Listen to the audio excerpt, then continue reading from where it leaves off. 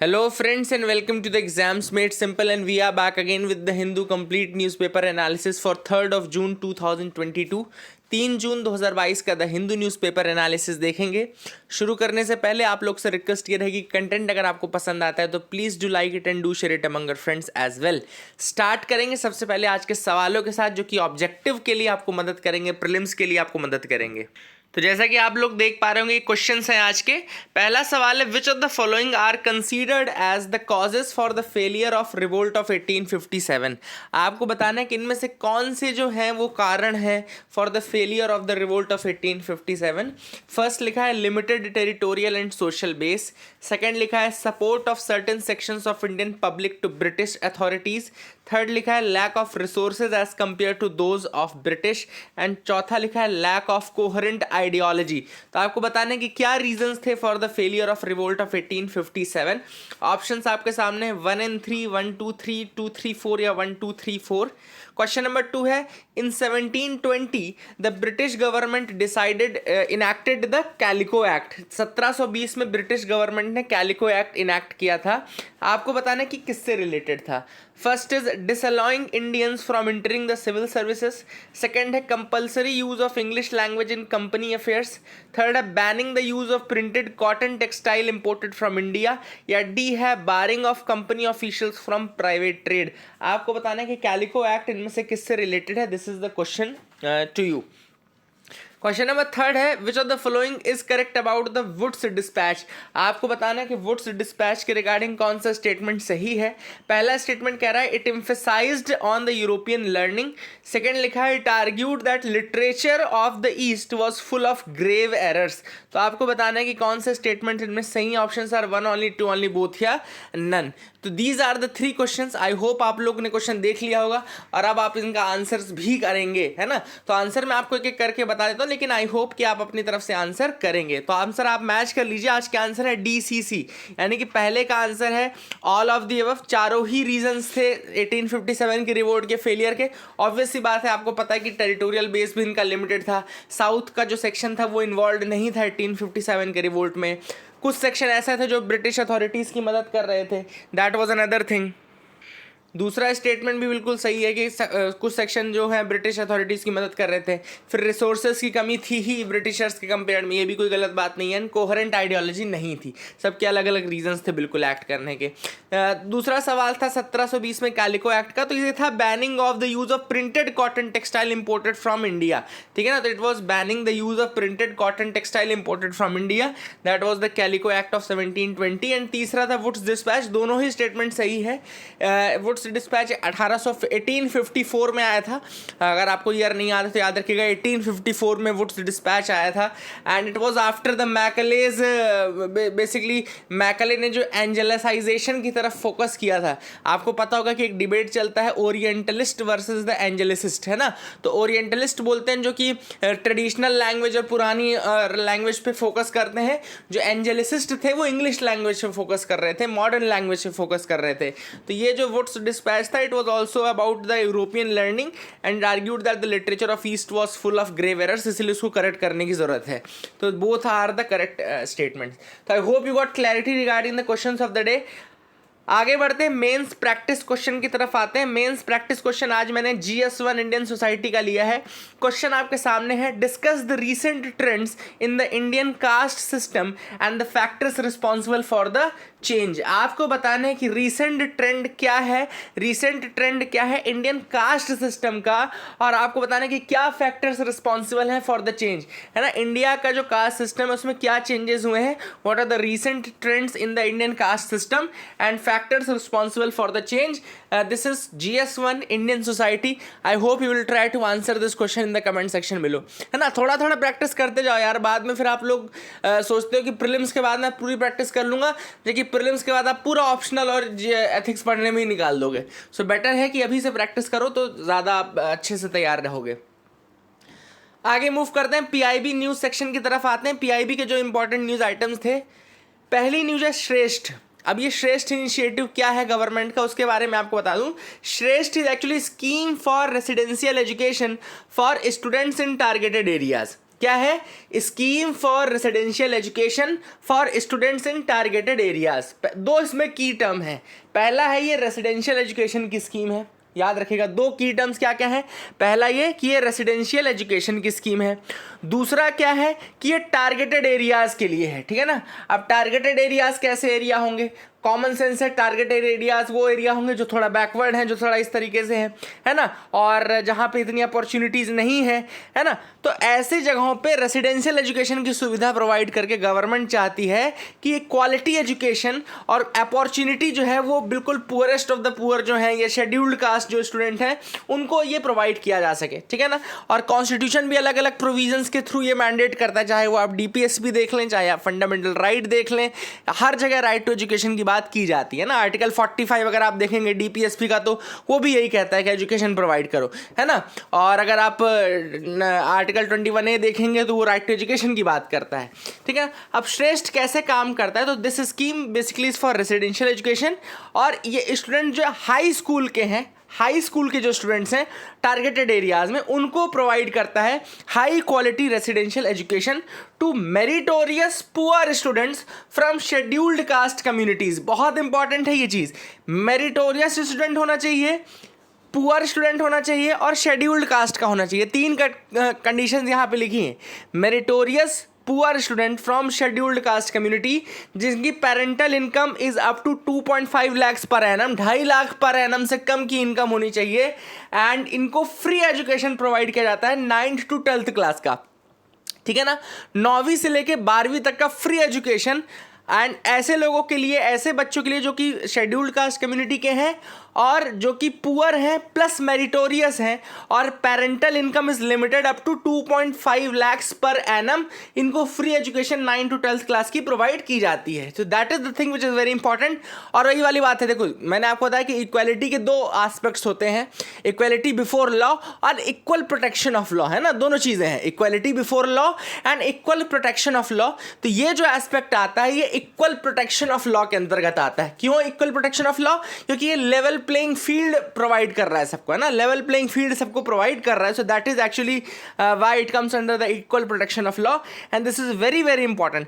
And entire cost जो है school की, वो पूरी हॉस्टल की, चाहे फूड का चार्ज हो, गवर्नमेंट द्वारा बियर किया जाता है, और बच्चा जिस स्कूल में पढ़ना चाहे वो बता सकता है, ठीक है ना। तो these are the things which are very very important. तो this was the first news.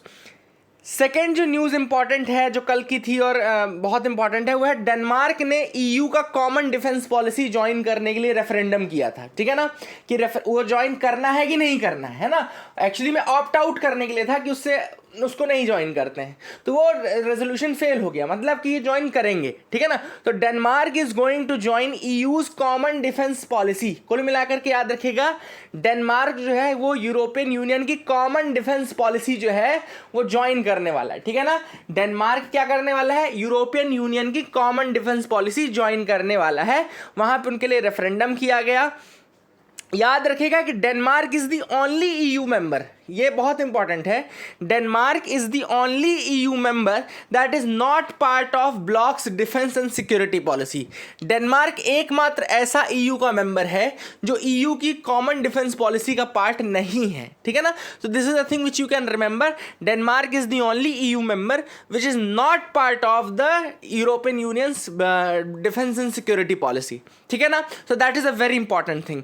And ये रेफरेंडम किया गया, एंड ये रेफरेंडम के बाद ये सिक्योर किया गया कि भाई ठीक है, ये अब ज्वाइन करेंगे EU का जो कॉमन डिफेंस है। अब ये किस तरीके से मदद करेगा डेनमार्क की? So basically participation in EU's defence policy will allow Denmark which is a founding NATO member also. तो डेनमार्क आपको पता है कि NATO का मतलब फाउंडिंग मेंबर भी रहा है। It will allow it to take part in joint EU military operations. तो जॉइंट EU जो मिलिट्री ऑपरेशंस है उसमें ये पार्ट ले सकता है ना। और जैसे बोस्निया में, माली में, सोमालिया में, and it will allow the Danish officials to stay in room when EU colleagues discuss the defense issues, है ना। तो obvious सी बात है, जब EU के लोग डिफेंस इश्यूज को डिस्कस करेंगे तो डेनमार्क भी उसका हिस्सा बनेगा, डेनिश ऑफिशियल भी उसका हिस्सा रहेंगे। तो कुल मिलाकर के इस तरीके से Denmark will get benefit from all these things, है ना। मैप जैसा कि आप देख पा रहे हैं, ये नॉर्वे है, स्वीडन है, नीचे यहाँ डेनमार्क है, डेनमार्क की कैपिटल कोपेनहेगन है, और दोनों साइड जो वेस्ट साइड है वहाँ पे नॉर्थ सी आपको दिख रहा होगा, और आपको जो ईस्ट साइड है वहाँ पे बाल्टिक सी दिख रहा होगा। तो बेसिकली इस तरीके से आप थोड़ा इसकी लोकेशन को भी दिमाग में रखें कि कहाँ पे इसकी लोकेशन है, ठीक है ना। तो नॉर्वे ऊपर है, स्वीडन उसके ऊपर है, और इधर साइड आपका वेस्ट में आपका नॉर्थ सी है, ईस्ट में आपका बाल्टिक सी है, साउथ में फिर आपको बॉर्डरिंग जर्मनी दिख रहा होगा, डेनमार्क के नीचे यहाँ पे जर्मनी साउथ में बॉर्डरिंग दिख रहा होगा। सो बेसिकली इस तरीके से आप इसको याद रख सकते हैं। This is how you can remember this map. I hope you got clarity regarding this as well. अगली न्यूज आपकी द हिंदू के फ्रंट पेज की है, panel to hear appeals on social media post. तो अब यहाँ पे बहुत इंपॉर्टेंट चीज़ है जो मैं आपको समझाने वाला हूँ। देखो, ministry of electronics and information technology ने प्रपोज किया है कि एक गवर्नमेंट अपॉइंटेड अपीलेट कमेटी बनाई जाए, गवर्नमेंट अपॉइंटेड अपीलेट कमेटी बनाई जाए, जिसके पास ये पावर रहेगी कि वो जो सोशल मीडिया प्लेटफॉर्म्स के डिसीजन है, सोशल मीडिया कंपनीज के जो डिसीजन है रिगार्डिंग द कंटेंट मॉडरेशन, उसको वो रिवर्स कर सकती है, ठीक है ना। तो गवर्नमेंट चाहती है कि गवर्नमेंट एक ऐसी अपीलेट बॉडी बनाए, गवर्नमेंट एक ऐसी अपीलेट कमेटी बनाए which can reverse the decisions that have been taken by the social media companies, ठीक है ना। तो अब इसको समझना, थोड़ा सा मैं आपको ग्राफिकली समझाता हूँ, क्योंकि मेरी ड्राइंग बहुत अच्छी है, आप लोग जानते हैं। Let me draw it graphically. अब देखो यहाँ पे क्या है, सिंपल फंडा है, आप समझ लेंगे एक बार में। अब सपोज लास्ट ईयर ये नियम आया था कि जैसे ट्विटर हो गया, फॉर एग्जांपल सपोज करो देयर इज अ ट्विटर, है ना। ट्विटर को गवर्नमेंट ने पिछले साल ये बोला, सारे ही सोशल मीडिया प्लेटफॉर्म्स को बोला कि आप लोग एक ग्रीवेंस ऑफिसर्स बनाएंगे, you will have a grievance officer, ठीक है ना। तो every social media platform is having a grievance officer, ठीक है ना। What else the government said, government ने फिर इसके बाद ये कहा कि आपके पास ग्रीवेंस ऑफिसर है। अब सपोज करो आपने डिसाइड, आपके ग्रीवेंस ऑफिसर ने डिसाइड किया कि भैया कोई यूज़र था, कोई यूज़र ने कोई कंप्लेंट किया। कंप्लेंट क्यों किया? कि उसका कोई कंटेंट भाई रिमूव कर दिया गया ट्विटर के द्वारा, ठीक है ना। ट्विटर ने सपोज करो किसी यूज़र का कंटेंट रिमूव कर दिया। अब वो यूज़र है, वो यूज़र ग्रीवेंस ऑफिसर के पास जाएगा, पहले ग्रीवेंस ऑफिसर के पास जाएगा, ठीक है ना। ग्रीवेंस ऑफिसर फिर उसमें देखेगा कि भैया ट्विटर ने क्यों किया, क्यों ऐसा कंटेंट मॉडरेशन किया। Now grievance officer will get 15 days, 15 दिनों के पास अंदर उसको जजमेंट देना होगा कि भाई क्यों ऐसा किया, सही किया, गलत किया। गलत किया तो वो कंटेंट दोबारा लाया जाए, और अगर सही किया तो फिर उसको यूज़र को बता दे कि ये सही किया है, इसको आपको हटा दिया गया आपका कंटेंट, ठीक है ना। अब गवर्नमेंट क्या कह रही है कि ठीक है, ये तो सोशल मीडिया प्लेटफॉर्म का ग्रीवेंस ऑफिसर था। गवर्नमेंट कह रही है कि there will be a government appointed committee, government appointed committee. अब यहाँ पे गवर्नमेंट अपॉइंटेड जो कमेटी रहेगी वो एपिलेट कमेटी की तरह काम करेगी। मतलब यूज़र अगर चाहे, अगर यूज़र डिसीजन से खुश नहीं है ग्रीवेंस ऑफिसर के, if the user is not happy with the decision of the grievance officer, then the user can go to that government appointed committee, ठीक है ना, एपिलेट कमेटी। तो this is what has been the thing, and इसका थोड़ा oppose चल रहा है क्योंकि इसमें गवर्नमेंट के पास पावर आ जाएगी to change the moderation powers of the companies, है ना। कंपनियों की मॉडरेशन की पावर को भी ये गवर्नमेंट जो है वो थोड़ा अपने अंदर ले लेगी। तो नाउ लेट्स सी कि how the things unfold, but it is a draft proposal, still it has not been done for the final thing, so it's a draft stage only. तो ये आपको याद होना चाहिए। I hope you got clarity regarding that as well. आपको समझ में आ गया होगा अभी तक, है ना। आगे मूव करते हैं। एडिटोरियल पार्ट में जो आज हम डिस्कस करेंगे वो एक इंपॉर्टेंट चीज़ है। यहाँ पे डिस्कशन हो रहा है, do we need a law to compensate those implicated in false cases, है ना। मैंने आपको पहले भी बताया है कि इसकी काफ़ी डिमांड चल रही है, न केवल यहाँ पे बल्कि लॉ कमीशन ने भी ये सजेशन दिया था कि भाई जिन लोगों को फॉल्सली या मैलिशियस इंटेंट के साथ अरेस्ट किया जाए या उनके अगेंस्ट कार्रवाई की जाए, उन लोगों को कंपनसेशन देने की ज़रूरत है। तो इसमें ऑथर ने 2 लोगों से डिस्कशन किया है, बहुत ही important, Madan B Lokur, justice Madan B Lokur who is a retired supreme court जज, and Meeran Borwankar who has been retired as DG BPRND भी रही हैं ये। और अगर आपको मर्दानी मूवी याद है, फिर remember the Mardaani movie, that is based upon the character Meeran Borwankar only, है ना। तो ये भी आपको बता दूं, she is very fearless and बहुत अच्छी है IPS ऑफिसर रही in the Maharashtra, specially Maharashtra में इन्होंने काम किया है। एंड जस्टिस मदन बी लोकुर के बारे में अगर आपको बताऊं तो लोकुर कमेटी ही इज एक्चुअली जो ICJS और interoperable criminal justice system जो हम हम पूरा समझते हैं आजकल पढ़ रहे हैं, वो जो चीज़ है वो मदन बी लोकुर कमेटी के ही रिकमेंडेशंस और डेटा मैट्रिक्स जो कैसे शेयर होगा, किसके बीच में क्या शेयर होना चाहिए, उसी पे बेस्ड है। तो ये दोनों के बारे में मैंने आपको थोड़ी थोड़ी चीज़ें बता दी। अब याद रखेगा यहाँ पे ऑथर ने बोला है कि इनसे भाई डिस्कशन किया है कि क्या ऐसा होना चाहिए। तो जस्टिस मदन बी लोकुर का कहना है कि बिल्कुल ऐसा होना चाहिए। अगर आप किसी व्यक्ति को फॉल्सली या मैलिशियस इंटेंट के साथ अरेस्ट करते हैं तो आपको उसको कंपनसेशन देना चाहिए, ठीक है ना। दूसरा सवाल आता है आप लोग के सामने आएगा, देखो आप भी इसको लिखोगे कि ठीक है भाई बिल्कुल सही हो, क्यों होना चाहिए, क्यों देना चाहिए? क्योंकि पहली चीज़ तो ये कि उसकी रेपुटेशन, एक तो उसकी रेपुटेशन जो है वो गई है ना। आज इंडिया में वैसे भी आपको पता है कि अरेस्ट होने वालों के अगेंस्ट कितना स्टिग्मा है कि भाई अरेस्ट हो गया, ये हो गया, है ना। तो फर्स्ट इज़ द रेपुटेशन का लॉस होता है। सेकंड है कि जो जैसे अब आर्यन खान का आप केस समझो, आर्यन खान अभी भैया स्कूल जाता हुआ बच्चा है, छोटा सा लड़का है, बहुत ज़्यादा कोई इसकी एज नहीं है, तो आर्यन खान के मेंटल स्टेटस पे क्या असर पड़ेगा, है ना। आर्यन खान के केस में आपको पता है कि थोड़ा मैलिशियस इंटेंट भी था, ये भी क्लियर हो गया, है ना। और वहाँ पे दूसरी चीज़ ये कि उसका जो मेंटल स्टेटस है उस पर इम्पैक्ट पड़ा तो उसको लॉस हुआ, तो कंपनसेशन उसलिए भी है क्योंकि उसके मेंटल स्टेट पे लॉस हुआ, ठीक है ना। तीसरा इंपॉर्टेंट रीजन क्या है? तीसरा इंपॉर्टेंट रीजन ये है कि आप किसी को फॉल्सली करते हो तो उसका टाइम आप लेते हो, आप टाइम जो वो टाइम कहीं अच्छी जगह यूज कर सकता था तो उसको आपने बर्बाद कर दिया, प्लस उसको ऐसे स्टेट में छोड़ दिया जिसमें वो डिप्रेसिंग और ज़्यादा डिप्रेसिंग और मेंटल उसके ऊपर स्ट्रेस पड़ा। तो ये भी एक रीज़न है कि क्यों उनको ज़रूरत है कंपनसेशन देने की। So that is another reason why they need a compensation, ठीक है ना। अब ऑथर से यहाँ पे पूछा गया कि भैया क्यों आप कैसे कैलकुलेट करेंगे, how can you calculate the compensation. तो यहाँ पे जस्टिस मदन बी लोकुर ने बहुत अच्छा सजेशन दिया कि भैया आपको पहले सारे फैक्टर्स एनालाइज करने पड़ेंगे कि कितना क्या लॉस हुआ। और फिर यहाँ पे ऑथर ने एग्जांपल दिया नाम्बी नारायण का। आपको पता होगा कि नाम्बी नारायण का एग्जांपल इसरो का केस था, बहुत ही फेमस केस था जिसमें 1994 में उनके ऊपर एलिगेशंस लगाए गए कि उन्होंने इन्फॉर्मेशन शेयर की है, इन्फॉर्मेशन दिया है किसी फॉरेन कंट्री को, है ना, ये सारी चीज़ें। बट नाम्बी नारायण जब उस केस से फ्री हुए लेकिन उनका काफ़ी समय जा चुका था, काफ़ी समय उनका वेस्ट कर दिया गया, उनकी जो प्राइम रिसर्च की एज थी वो निकल गई।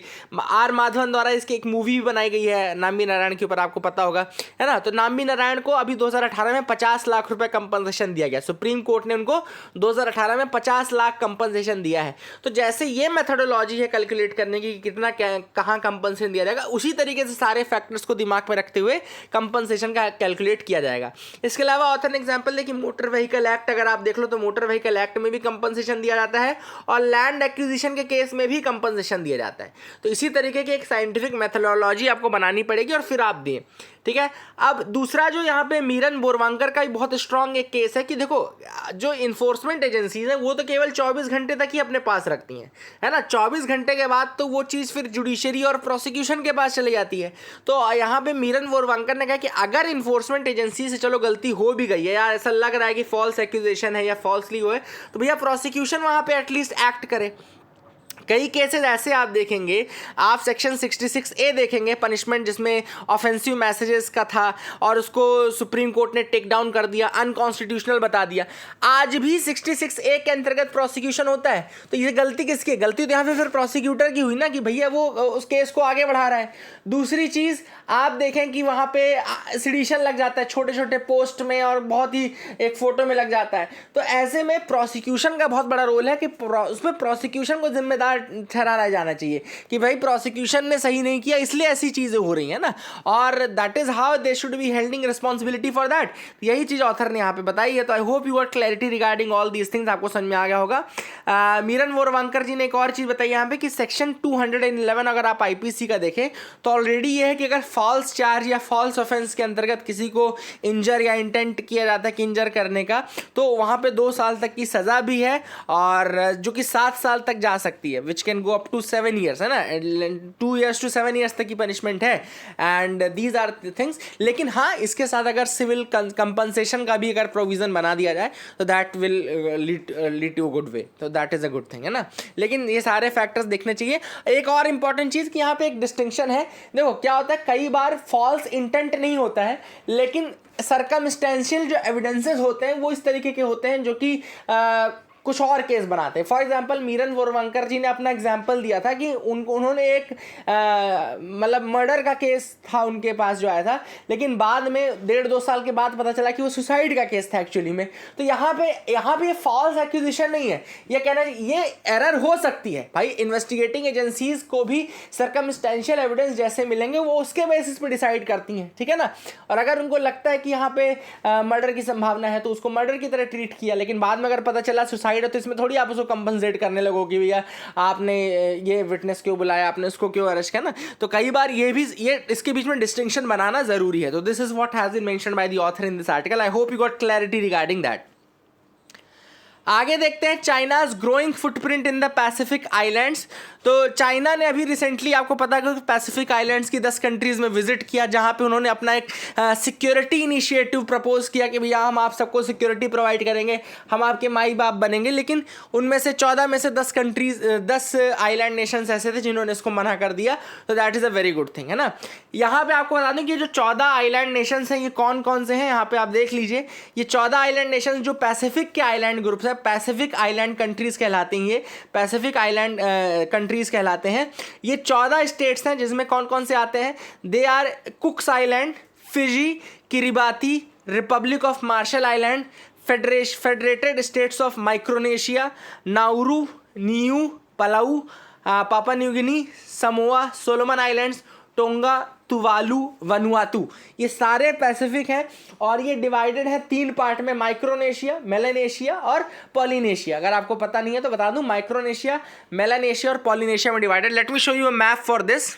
तो ये मैप आपको दिख रहा होगा, देखो यहाँ माइक्रोनेशिया, मेलानेशिया, पॉलिनेशिया लिखा हुआ दिख रहा है। तो देखो अगर आप माइक्रोनेशिया में देखोगे तो वहाँ पे आपको दिख रहा होगा मार्शल आइलैंड दिख रहा होगा, फेडरेटेड स्टेट्स ऑफ माइक्रोनेशिया दिख रहा होगा, है ना, पलाऊ दिख रहा होगा, किरिबाती दिख रहा होगा। ये किरिबाती हो गया, मार्शल आइलैंड हो गया, फेडरेटेड स्टेट्स ऑफ माइक्रोनेशिया हो गया, पलाऊ हो गया, ठीक है ना।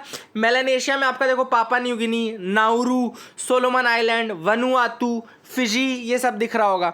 पॉलिनेशिया में फिर यहाँ पे आपको देखो तुवालू, समोआ और यहाँ पे Tonga, Niue, Cooks Island, French Polynesia, है ना, और यहाँ पे ईस्टर आइलैंड। तो ये सारे पार्ट जो हैं ये अलग अलग इस तरीके से डिवाइडेड। ये मैप ज़रूर याद रखिएगा, मैं इसको टेलीग्राम ग्रुप में शेयर कर दूंगा, आप लोग देख लीजिएगा वहाँ पे, है ना। जिसको टेलीग्राम ग्रुप का नहीं पता वो टेम्स IAS सर्च कर ले केवल टेलीग्राम में या इंस्टाग्राम में, आपको मिल जाएगा, है ना। तो वहाँ पर दोनों जगह ही अवेलेबल हो जाएगा मैप, ठीक है। मैं डाल देता हूँ, तो इस तरीके से ये मैप याद रखना। तो चाइना जो है अपना फुटप्रिंट यहाँ पर बढ़ाना चाहता है, लेकिन ऑब्वियस सी बात है, अच्छा हुआ कुछ कंट्रीज़ ने मना कर दिया।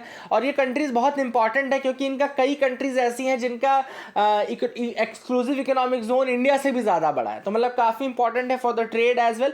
एंड ये बहुत इंपॉर्टेंट नेशंस इसलिए भी स्ट्रेटेजिकली इंपॉर्टेंट है क्योंकि अगर आपको पता नहीं है तो बता दूं, वर्ल्ड वॉर 2 के बाद जो बहुत सारे न्यूक्लियर टेस्ट जो है वो इन्हीं के जो आइसोलेटेड लोकेशन है, इस कारण से USA, रशिया ने इनका यूज़ किया है काफ़ी ज़्यादा, है ना। तो इस तरीके से ये भी यूज़ किया गया है इनका। तो I hope you got clarity regarding that as well, आपको समझ में आ गया होगा, ठीक है। आगे मूव करते हैं, यहाँ पे देखते हैं और क्या इंपॉर्टेंट न्यूज़ आर्टिकल्स हैं जिनके बारे में हमको देखना है। Pandit Bhajan Sopori passes away. So Pandit Bhajan Sopori जो है वो संतूर वादक हैं, याद रखिएगा। He has passed away but he was a very famous santoor वादक, he was very famous santoor वादक and so he has passed away. इनका बस याद रखिएगा एटलीस्ट कि किस फील्ड से रिलेटेड है। And he in the world was known as saint of santoor, इनको सेंट ऑफ संतूर भी कहा जाता है, he is known as saint of santoor as well. तो ये भी एक फैक्ट आप इनके बारे में याद रख सकते हैं। तो I hope you got clarity regarding that. Liquid mirror telescope in Devasthal sees first light. तो यहाँ पे एक टेलीस्कोप की हम बात कर रहे हैं, 4 metre international liquid mirror telescope, ILMT, याद रखिएगा, 4 metre international liquid mirror telescope. अगर आपसे UPSC पूछे कि इंटरनेशनल लिक्विड मिरर टेलीस्कोप कहाँ लोकेटेड है, तो ये लोकेटेड है देवास्थल में। देवास्थल एक हिल है जो कि उत्तराखंड में लोकेटेड है, it is located in Uttarakhand. And the telescope basically is staring at the sky to observe the phenomenas of supernova events, to observe the space debris, to observe meteoroids, है ना, ये सारी चीज़ें ऑब्जर्व करने के लिए इसको लगाया गया है, ठीक है ना। इट्स ILMT यानी कि इंटरनेशनल लिक्विड मिरर टेलीस्कोप, याद रखेगा। And it is built by the collaboration of scientist from Canada, Belgium, India, यहाँ के साइंटिस्टों ने मिलकर इसको बनाया है। लोकेशन इसकी Devasthal observatory campus of the Aryabhatta research institute of observational sciences, ARIES, याद रखेगा, Aryabhatta research institute of observational sciences, जो कि नैनीताल डिस्ट्रिक्ट में लोकेटेड है। It's a autonomous institute under the department of science and technology, याद रखेगा। एरीज यानी कि नैनीताल डिस्ट्रिक्ट में Aryabhatta research institute of observational sciences, Nainital district में एक ऑटोनॉमस इंस्टीट्यूशन है under the department of science and technology. तो that is the thing which is important. And इस टेलीस्कोप में प्राइमरी मिरर लिक्विड है, जिसमें काफ़ी मरकरी का भी यूज़ किया गया है। It's a primary mirror liquid, याद रखेगा। That is the thing which is important. I hope you got clarity. अब देखते हैं किस तरीके से वर्क करेगा, बाकी फोटोग्राफ्स कलेक्ट करेगा, सारी चीज़ें हैं। Rushdie on Queen's honour list. अब यहाँ पे सलमान रश्दी, आपको पता होगा कि जिन्होंने काफ़ी इंपॉर्टेंट नॉवेल्स लिखी हैं, जैसे कि मिडनाइट चिल्ड्रन एक उनकी बहुत फेमस नॉवेल है। तो क्वीन एलिजाबेथ ने बेसिकली लिस्ट निकाली है जिसमें कि कंपेनियन ऑफ ऑनर की लिस्ट है। तो सलमान रश्दी को इंक्लूड किया गया है in the companion of honour list, जिसमें एक समय में केवल 65 लोग ही रहते हैं एट एनी गिवन टाइम, ठीक है ना। At any given time it includes only 65 people, याद रखिएगा, कंपेनियन ऑफ ऑनर। तो mister Salman Rushdie has been included in that companion of honor list of Queen Elizabeth. तो I hope you got clarity. Trade deficit का मतलब क्या होता है आपको पता है ना। ट्रेड डेफिसिट क्या होता है, एक्सपोर्ट इंपोर्ट का आप माइनस कर लो। एक्सपोर्ट माइनस इंपोर्ट अगर आप करो, एक्सपोर्ट माइनस इंपोर्ट अगर आप करो, अगर आपका ये निगेटिव आ रहा है, अगर आपका एक्सपोर्ट माइनस इंपोर्ट निगेटिव आ रहा है, इसका मतलब है क्या, एक्सपोर्ट कम है, इंपोर्ट ज़्यादा है, ये आपका ट्रेड डेफिसिट की कंडीशन है। This is the condition of trade deficit. I hope you got clarity regarding trade deficit. OPEC और ओपेक प्लस जो कंट्रीज़ हैं, they are basically trying to boost the output, क्योंकि प्राइजेज आपको पता है already बहुत ज़्यादा इधर उधर चल रहे हैं। तो ओपेक कंट्रीज़ का पहले आपको बता दूं, ओपेक कंट्रीज़ में 13 मेंबर हैं at present. 13 countries are the members of OPEC at present. इनकी फॉर्मेशन 1960 में हुई थी। 1960 में जब ये बने थे तो इसके फाउंडिंग मेंबर्स थे Iran, Iraq, Kuwait, Saudi and Venezuela. याद रखिएगा 5 फाउंडिंग मेंबर्स हैं, Iran, Iraq, Kuwait, Saudi Arabia and Venezuela. बाकी के मेंबर्स अगर आप देखें तो वो हैं आपके Algeria, Angola, Congo, Equatorial Guinea, Gabon, Libya, Nigeria, UAE। कौन कौन से, Algeria, Angola, Congo, AAC, Equatorial Guinea, G से Gabon, AAC, GG, Libya, Nigeria, UAE, LNU, ठीक है ना, LNU। और तो कौन कौन सी हो गई आपकी, Algeria, Angola, Congo, Guinea, Gabon, Libya, Nigeria and UAE, ठीक है ना। तो ये कंट्रीज हो गई। अब ओपेक प्लस का भी नाम आप सुनते होंगे। तो ओपेक प्लस मतलब कि जो नॉन ओपेक कंट्रीज जो कि ऑयल प्रोडक्शन में बहुत ज़्यादा हैं और बहुत ही इंपॉर्टेंट रोल प्ले करती हैं, वो ओपेक प्लस में आती हैं। बाकी के जो कंट्रीज हैं इसमें Azerbaijan, Bahrain, Brunei, Kazakhstan, Malaysia, Mexico, Oman, Russia, south Sudan and Sudan, ये कंट्रीज आ जाती हैं। तो ये भी आप याद रखिएगा। आई hope you want clarity regarding that. That is it for the day. Keep loving us, keep sharing us. Thank you and have a nice day.